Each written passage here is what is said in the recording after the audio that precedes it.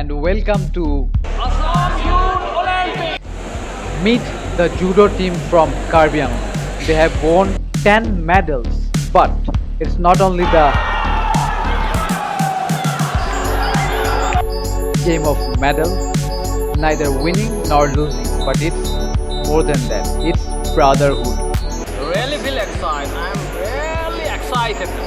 I can't express because my excitement level is too high. আমাৰ দহজনী আহিছিলে তো দহজনৰ পৰা চবে মেডেল মাৰিব পাইছে। চিন্তা এটা হৈছিলে আৰু মানে পাৰিম নে নোৱাৰিম পিছত এটা বাউট খেলাৰ পিছত মানে ভয়টো ভাঙি গ'ল আৰু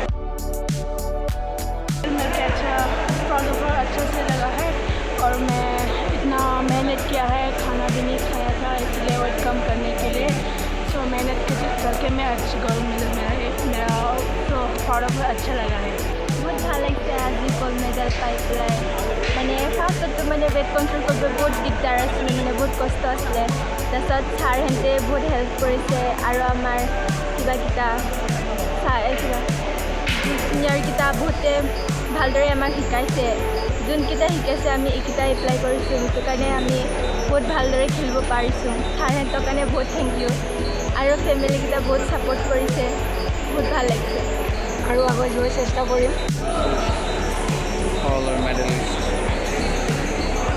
আমি গোটেইখিনিয়ে মানে ইমান মেহনত কৰি কিনে গ'ল্ড পাইছোঁ, চিলভাৰ ব্ৰঞ্জ বহুতখিনি আছে।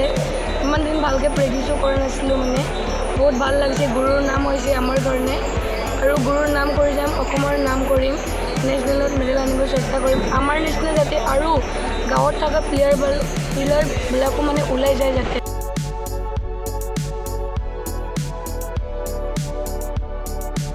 In my opinion, all the parents, just I want to suggest something that see, if your children just enter in the field of sports, they will be